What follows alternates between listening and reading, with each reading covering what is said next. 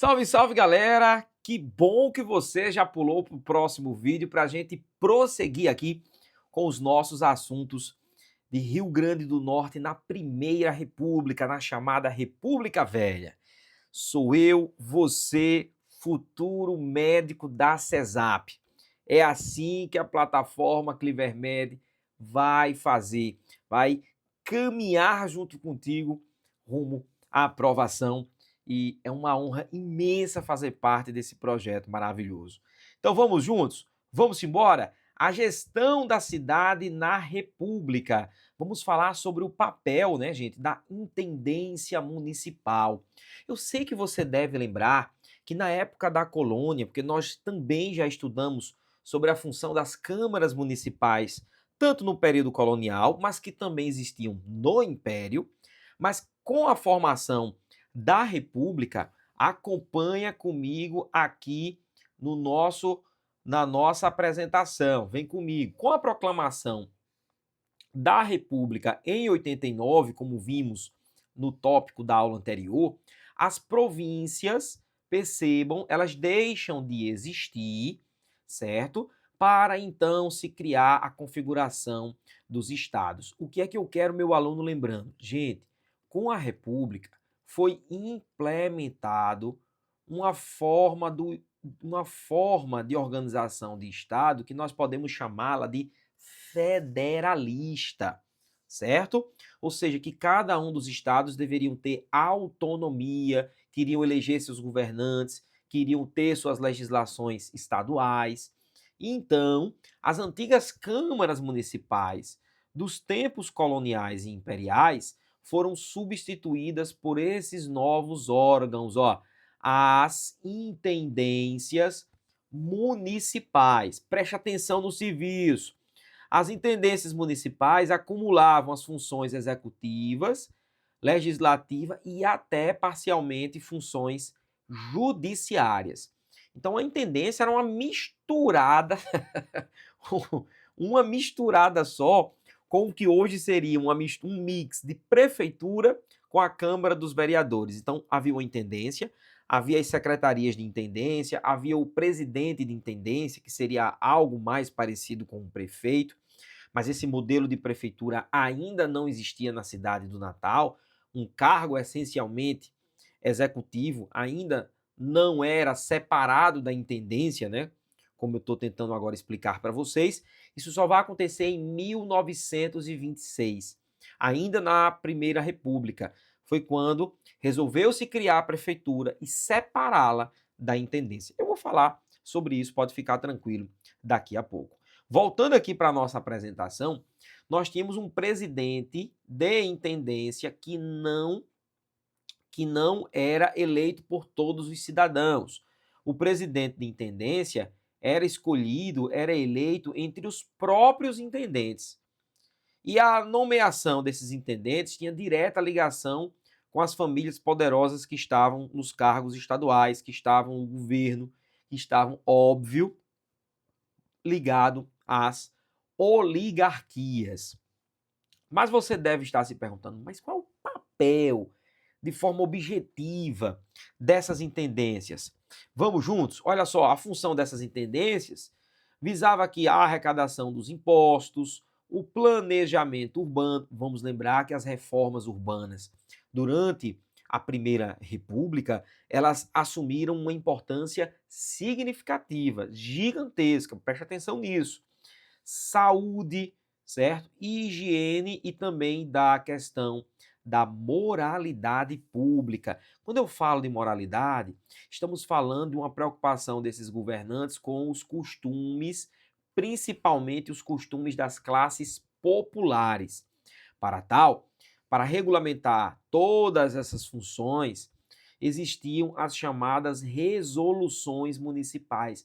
Ah, professor, me lembrei, no período colonial, as câmaras municipais, né, o Senado da Câmara, os oficiais camarários, eles criavam as posturas municipais. Isso. Aqui, com a intendência na República, criarão as resoluções municipais, orientando, né, todo o comportamento da população. Evidentemente que nem toda essa população respeitava, ok? Esses intendentes normalmente eram homens ricos, eram homens que, olha só, ocupavam essas funções, esses cargos, por direta influência, olha só comigo, das famílias tradicionais, principalmente as famílias próximas a quem? Próximas às oligarquias. Portanto, setores populares não teriam tão fácil acesso de imediato a essas instituições. Alguns desses intendentes ainda reuniam posses, títulos, né, como de capitão, major, coronel, titulações militares ainda da época do Império. A primeira mulher a ocupar um cargo na intendência do Rio Grande do Norte foi o nome da Júlia Barbosa, no ano de 1928. Júlia Barbosa, a primeira intendente mulher na cidade do Natal. Detalhe muito importante, nós vamos falar ainda sobre esse protagonismo feminino, alguns tópicos mais adiante, tá? Quero falar sobre voto feminino, quero falar sobre uma circunstância especial onde uma mulher foi eleita prefeita em uma cidade do Rio Grande do Norte, você tem que saber disso e isso também faz parte desse contexto, mas por hora vamos seguir aqui porque a coisa tá muito boa. Vê só, então, a grande função, o grande papel dessas intendências era conduzir, olha para cá, era conduzir um processo de modernização, buscando uma ideia de civilização, de avanço, de progresso. E aí obras como calçamento de avenidas, ruas, abertura de avenidas, criação de praças.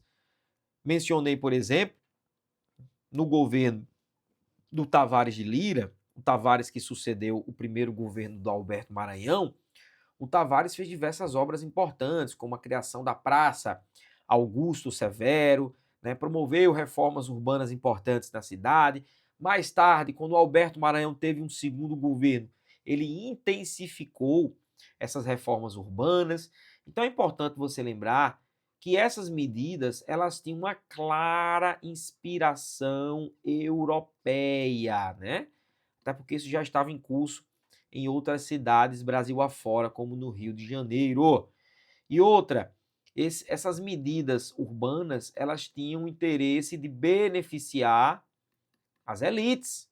Ou seja, preste atenção no que o professor Lucas Zonato vai dizer. Essas reformas visavam também repelir, afastar as classes populares para as periferias. Preste atenção nisso, que isso é importante, tá bom? Uma modernização, portanto, excludente. Uma modernização que não incluía as classes populares, não era pensadas para as classes populares. Evidentemente que as classes populares visavam suas ações de quê, gente? De resistência, né? Embora as classes elitistas e mais influentes classificassem esses grupos populares como atrasados, estagnados, pouco civilizados, as resoluções das intendências visavam impor essas normas de comportamento, buscando essa, abre aspas, civilidade, né? Mas a população tinha suas formas de quê? De resistência. O andar descalço pelas ruas, a realização de batucadas e que, segundo a elite, eram comportamentos que revelavam o uso impróprio dos espaços urbanos modernizados. Portanto, não esquece, isso aqui nos sugere o quê? Um conflito urbano, uma disputa por espaços da cidade entre grupos elitistas e formas populares de resistência, uma disputa pelo espaço. Cabe lembrar ainda que esses intendentes também tinham um papel político muito importante. Por exemplo, olha só, comandar aqui as ações de manipulação do sistema eleitoral através do chamado voto de cabresto. Isso mesmo, o voto de cabresto, criado fortemente aplicado durante a República Velha, foi um instrumento que fortaleceu o interesse direto aqui, ó, das oligarquias, ou seja, eleições vulneráveis, fragilizadas, que sempre dificultavam as formas de oposição, ó. As formas de oposição no Rio Grande do Norte durante esse período eram formas completamente o quê? Silenciadas, pouco expressivas e até fragmentadas, tá bom? Então eu tenho algumas reformas, ó, na década de 20, a criação de vagas para as minorias, para minorias específicas, como operários, não é esse conceito da sociologia atual de minoria, tá, gente? Então, operários, desportistas, contribuintes. Ainda em 1913, temos um caso especial. Um representante trabalhador operário que tornou-se membro de uma intendência, mas olha só, gente, era um trabalhador ligado ao Jornal da Família Albuquerque e Maranhão. Claro que eu estou falando do jornal A República. Portanto, por mais que tivéssemos medidas inclusivas das camadas não tão elitizadas, mas de algum modo essas mudanças eram ainda limitadas e controladas pela elite. Tranquilão? Beleza? E aquele papo que eu estava trocando aqui com vocês, gente? A transição para o modelo de prefeitura. Exatamente. No ano de 1926, há uma separação. A intendência vai existir mais para as funções legislativas e algumas até judiciárias, mas a função executiva do município ficará agora nas mãos do prefeito. Portanto, tivemos em 1926, olha para cá, um modelo de transição para prefeituras. E já em 26, nós conseguimos eleger o nosso primeiro prefeito, o prefeito Omar O'Grady. Omar O'Grady, que teve uma formação, estudou nos Estados Unidos engenharia, trouxe ideias, né, modernizantes para a cidade do Natal. Ele já havia sido o último presidente de intendência e agora foi eleito, foi escolhido o primeiro prefeito de Natal. Portanto, a política governamental de Omar O'Grady tinha direta preocupação com a questão da modernização. Obras importantes, Avenida Atlântica, atual Getúlio Vargas, calçamentos, estradas. Então, essas medidas de reforma urbana da década de 20 têm muita relação com a prefeitura de Omar O'Grady e uma influência estrangeira sobre as concepções arquitetônicas que foram observadas em seu governo. Percebam, já foi um papo nosso do vídeo anterior, mas que essas políticas urbanas modernizadoras, isso também era uma estratégia de dominação e propaganda política das elites, dos grupos que ocupavam o poder.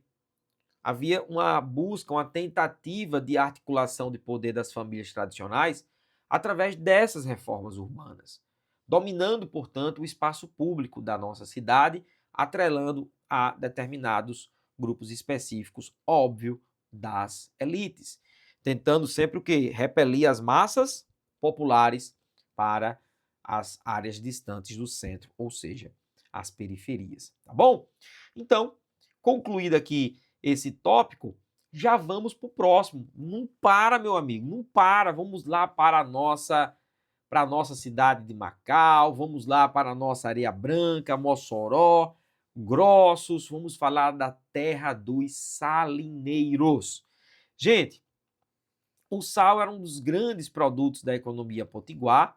Se estima que mais de 90% do sal marinho produzido nesse Brasilzão de meu Deus, ele saia do Rio Grande do Norte, principalmente desses municípios: Areia Branca, Mossoró, Macau e Grossos. Esses municípios, eles fazem parte de uma área importante geográfica aqui, chamada de litoral setentrional. Aqui, ó, o litoral setentrional, aquele litoral norte do Rio Grande do Norte, com fatores favoráveis nessa região. Aquele clima quente, semiárido, a altíssima insolação nesses municípios. Veja aí o caso de Mossoró, quão forte é esse solzão. A baixa pluviosidade, ou seja, a baixa incidência de chuva. Portanto, aqui nós tivemos condições ideais para o trabalho com sal. O que eu quero chamar a atenção sobre as condições de trabalho é que o trabalho manual e sazonal praticado aqui era um trabalho fortemente insalubre. era um trabalho, olha só, com precaríssimas condições, ó, sanitárias. Esses trabalhadores que não tinham direitos, né, formalizados, certo? Esse trabalhador que vai ser bastante, ó, bastante explorado, condições humanitárias aí extremamente defasadas, certo? Vão ser submetidos a uma exploração, uma mão de obra nessas salinas formadas por homens pobres, de baixa remuneração, na informalidade, portanto, sem direitos, e por meio de relações clientelistas, de controle e troca de favores. Gente, não podemos esquecer, certo, que essa massa de trabalhadores viviam sob condições tão difíceis que nós tínhamos doenças derivadas da condição do trabalho insalubre. Doenças ligadas, por exemplo, a questões na pele, a saturação do sal fortíssima, provocando doenças, por exemplo, às mãos dos salineiros, doenças de visão também, gerada pelo reflexo do sol sobre aquela névoa branca de sal, refletindo nos olhos fortemente daqueles trabalhadores por longuíssimas jornadas de trabalho, muitos deles tendo sua visão comprometida, né, sua estrutura óptica comprometida, certo? Nós tínhamos na década de 30 uma transformação. Não podemos esquecer que foi na década de 30 que o Brasil vivia a chamada Era Vargas. E que uma das pautas desse novo governo Getúlio Vargas, que nós vamos estudar mais à frente, uma das pautas eram os direitos trabalhistas. Mas o que você, aluno Clivermed, deve saber? Você deve saber que esses direitos trabalhistas, eles eram, a princípio, restritos aos trabalhadores urbanos. Como assim, professor? É que haviam potentíssimas aí massas rurais, ou seja, gigantescas massas rurais, ainda no campo de trabalho no Brasil, que não tinham esses direitos. Mas a discussão dessa legislação trabalhista certamente fez emergir um avanço na luta dos trabalhadores salineiros. Fazendo o quê, professor? Greves, sindicatos organizados por trabalhadores salineiros, com foco aqui, ó, na luta, na conquista de direitos trabalhistas. Destaque para mobilizações salineiras, tanto em Mossoró, quanto também em Areia Branca. Gente, a expansão das salinas vai provocando também impactos ambientais. Ó. Olha aí a região do mangue, certo? As disputas por áreas de exploração com as comunidades pesqueiras e, evidentemente, que isso vai provocar desequilíbrios ambientais, problemas ecológicos até hoje, tá? Na década de 70, 80 e 90, a produção de sal passou por uma crescente tecnificação da produção. O que é que isso fez acontecer? Nós tivemos uma redução da mão de obra, e é óbvio que isso vai gerar um forte desemprego, porque essa tecnificação, o ingresso de mais tecnologia e mais infraestrutura para a questão das salinas, né? Mas é desafio para o futuro a concorrência externa, óbvio, certo? O sal que é produzido em países sul-americanos, como na Argentina, o sal que é produzido no Oriente, na própria China. Você aí já deve ter ouvido falar no sal rosa do Himalaia, que é sempre mais caro, ou seja, tem sim concorrência externa, tá? Com essa questão da produção de sal no Rio Grande do Norte. Mas a dinâmica da questão se cobrada é trabalhar o aspecto das condições do trabalhador. As condições da estrutura de trabalho desses operários, desses trabalhadores. Tranquilão? Então, puxa, eu tenho uma sequência de tópicos menores que eu já estou debatendo aqui com vocês, porque já já o bicho vai pegar fogo quando eu começar a falar de década de 30, Revolução de 30, interventorias, intentona comunista, Segunda Guerra Mundial, aí, camarada, que é o nosso bloco final. Depois desse bloquinho aqui, eu já tenho só um último bloco, um bloco final, onde eu vou pegar da década de 30 aos dias mais recentes. Agora é a hora de bater um papo sobre educação popular na Primeira República. O contexto é fácil e rápido. Durante a Primeira República, certo? Após 89, vamos lembrar que esse é um contexto histórico do pós-abolição. Então, o número das pessoas que, portanto, tinham saído do sistema escravista, né? E que estavam agora, como é que eu posso dizer aqui? Estavam agora, vamos chamar, em liberdade, os chamados libertos, né? Havia uma preocupação da elite, do governo, do Estado disciplinar, moldar e controlar esses grupos libertos, essas camadas mais populares. Presta atenção nisso daí, tá? Então nós temos aqui o Estado querendo consolidar um novo modelo de cidadania, de controle social. Essa que é a palavra, ó. Controle social, principalmente sobre os grupos mais pobres, sobre os grupos populares. A educação popular foi um instrumento de ordem, disciplina e inserção dos pobres no chamado trabalho útil. Professor, como assim? A educação popular da chamada escola de aprendizes e artífices, que eu vou explicar para vocês aqui agora, ensinava aqueles jovens apenas ofícios técnicos e mecânicos. Técnicos e mecânicos. Uma marcenaria, uma serralheria, certo? São ofícios que agora serão mais dirigidos para setores populares. Essas escolas, portanto, elas não tinham uma finalidade de construção de intelectualidade, emancipação de pensamento e, portanto, do intelecto. Não, gente, de jeito nenhum. Essas escolas eram pensadas para a elite controlar as camadas populares e inseri-las dentro de uma relação de obediência, subordinação, não contestar, tá? Então, cria-se as escolas de aprendizes e artífices. O decreto da criação de 1909, aqui instalada a partir de 1910, voltada para a formação técnico-profissional de jovens pobres, aqueles que a elite brasileira chamaria de os desfavorecidos de fortuna, certo? Eram escolas gratuitas, e olha a questão do machismo, do patriarcalismo, somente restrita para homens, né? Com o ensino primário e formação em ofício, ou seja, só aquele ensino mais básico, né?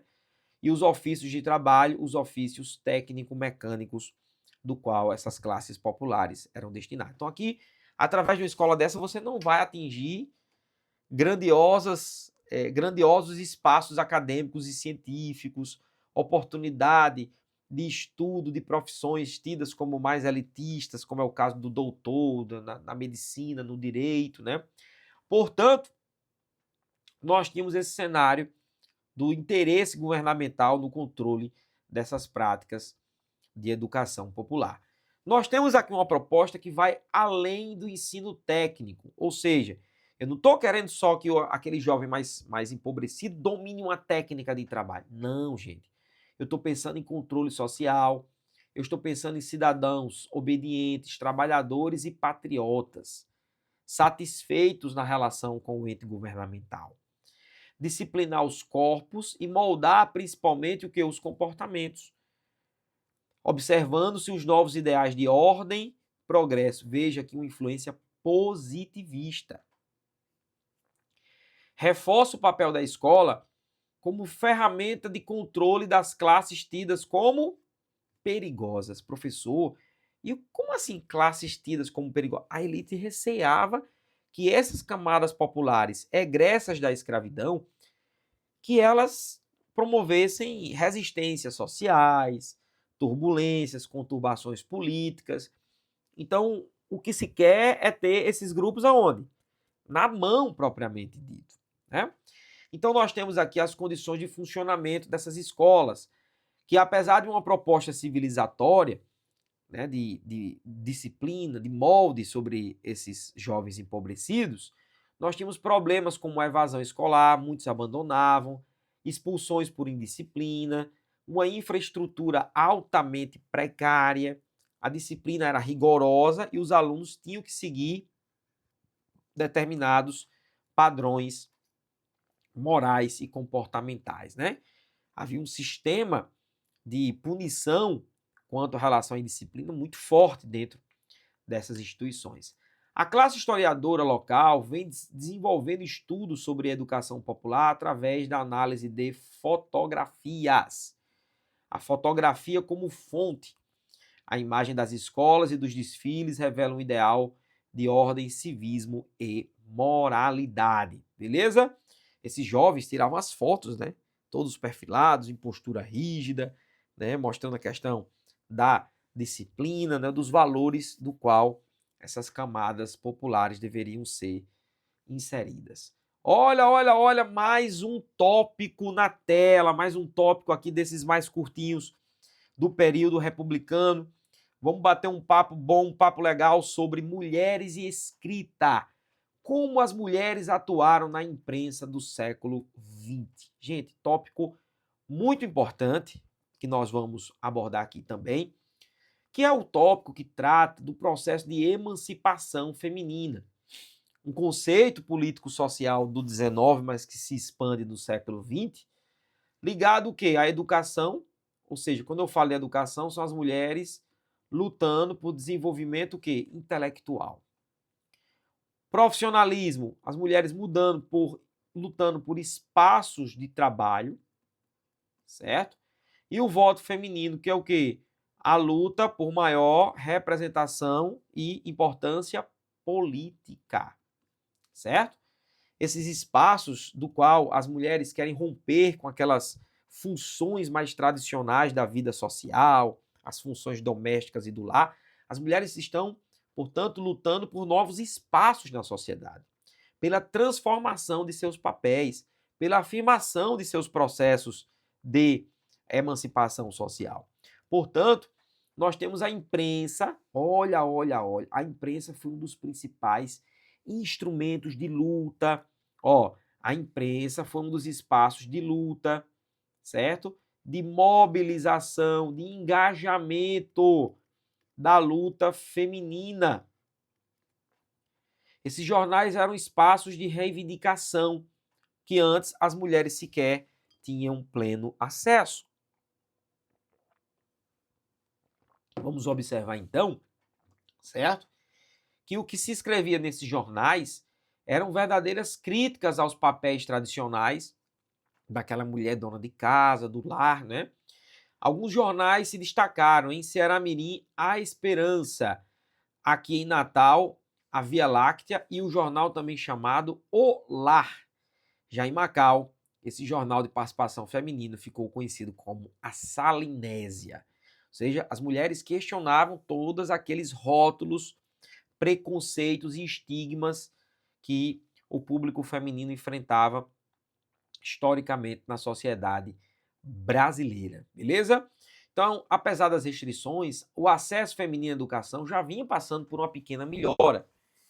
Embora que a profissionalização feminina não fosse plena, total, quando eu digo a oportunidade de exercer espaços profissionais, né, que não era garantida, nós tínhamos algumas mulheres já praticando a função do magistério, né, de funções administrativas específicas. Veja o caso de Júlia Barbosa, né, que nós aprendemos que em 1928 foi, portanto, a primeira mulher a ocupar a intendência do Natal. Olha esse tópico 5. Esse tópico 5 tem cara de questão de concurso. E, vou dizer, ele já caiu bastante, hein? Ele já caiu bastante. O Rio Grande do Norte foi pioneiro no voto feminino, de acordo com a Lei 660 de 1928. Conto aqui a história dela, a história de Celina Guimarães. Celina Guimarães foi a primeira mulher a conseguir votar no Brasil, camarada. No Brasil inteiro. Fato reconhecido pelo TSE, isso cheira a questão de prova de concurso. Então, a primeira mulher a exercer o voto feminino, ela era natalense, mas votou lá na cidade de Mossoró, certo? Já no governo Juvenal Lamartine, tá bom? Mostra esse pioneirismo da luta política feminina no Rio Grande do Norte. Além de Celina, Celina, que já está aqui no slide, foi aquela que exerceu o primeiro voto, não é assim? O primeiro voto feminino no Rio Grande do Norte. Ok. Mas para além de Celina, tu não vai esquecer do nome dessa mulher, do nome de Alzira Soriano. Alzira Soriano, olha, lá no município de Lages, certo?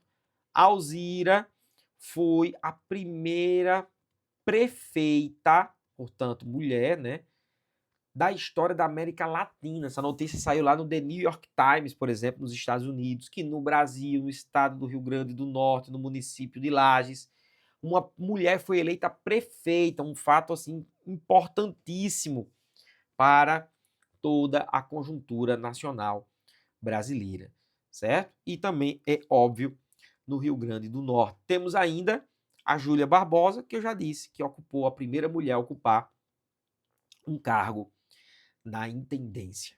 Tranquilão? Tudo beleza? O que é que nós temos aqui? O que é que nós temos aqui ainda? Ó, o último tópico da parte de República Velha. É o tópico que vamos bater um papo aqui sobre Mossoró e a resistência ao bando de Lampião.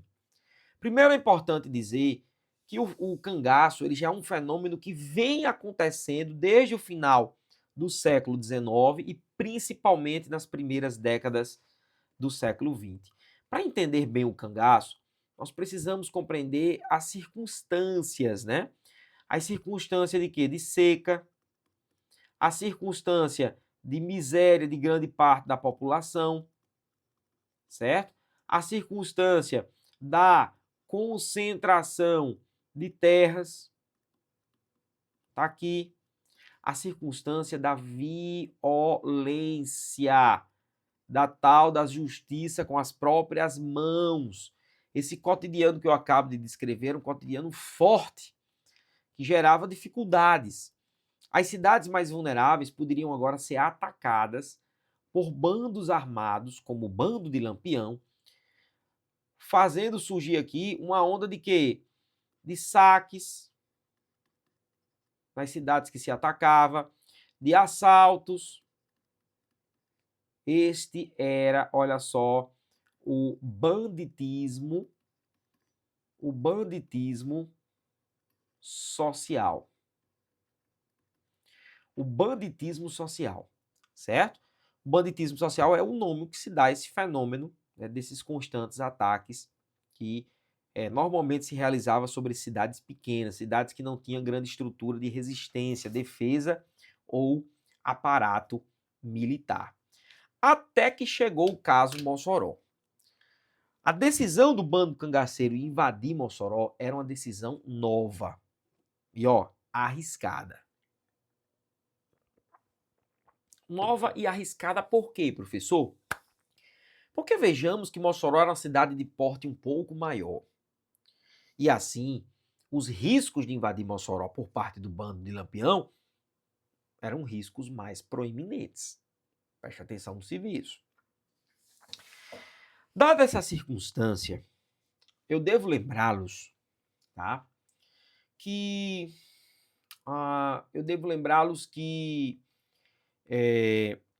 a cidade de Mossoró não cedeu às pressões do bando de Lampião para pagar um valor de resgate que ele cobrava para não invadir a cidade, e a cidade optou pela resistência local, e pela resistência civil, ou seja, não eram necessariamente pessoas que foram utilizadas na defesa da cidade de Mossoró, não eram pessoas profissionais da segurança, né?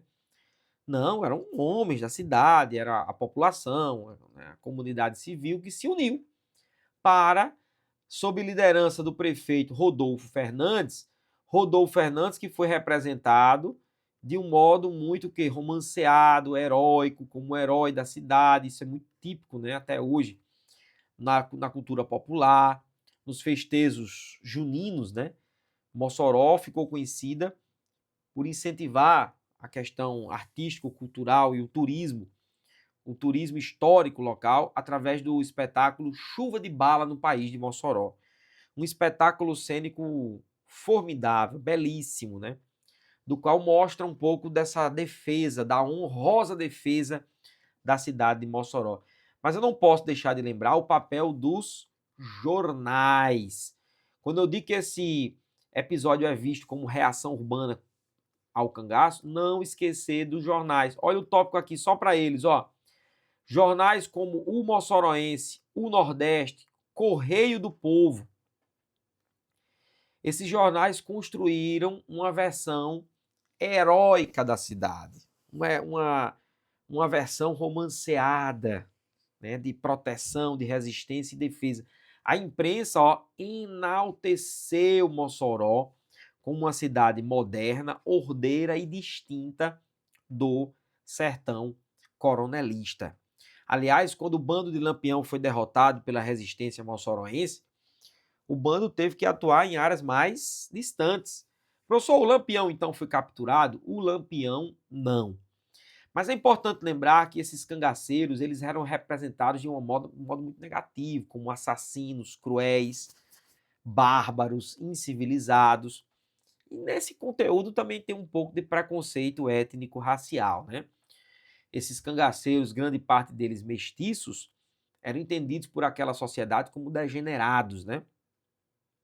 E na memória, eu não posso deixar de citar que além de Mossoró exaltar nas narrativas de memória essa força da resistência contra o bando de Lampião, eu devo lembrar que um dos cangaceiros mais conhecidos, a figura do Jararaca. O Jararaca foi capturado, morto, e de acordo com as crenças e dizeres da cultura popular, o Jararaca teria sido enterrado vivo pelas forças de repressão e defesa da cidade. Há quem, então, possa disseminar agora uma crença mística pela forma martiriosa como Jararaca foi morto. Algumas pessoas chegam até a promover algum tipo de rito místico em favor de Jararaca para assumir, né, receber uma recompensa, uma promessa, conseguir vencer essa promessa, né, ganhar alguma coisa sob essa promessa para Jararaca, ou seja, isso está muito forte. Tanto que no dia 2 de finados, o dia 2 de novembro, a presença de pessoas que têm o ritual de frequentar o túmulo de Jararaca, entregar flores, né? É muito forte isso em Mossoró, mesmo tendo sido ele um cangaceiro, né? Enfim, tendo tido toda aquela história que já falamos. Portanto, o próximo tópico, presta atenção, próximo tópico, já vamos que vamos com tudo, a Revolução de 30 em diante. São os nossos blocos finais do assunto de Rio Grande do Norte no período histórico e no período republicano. Fica ligado, porque juntos temos a certeza que vai dar coisa muito boa nesse concurso e não tem jeito, você vai fechar essas questões de história e geopolítica do Rio Grande do Norte. Grande abraço do professor Lucas Donato. Seguimos com os blocos finais. Eu, você, a plataforma CleverMed, juntos na sua aprovação. Valeu, galera!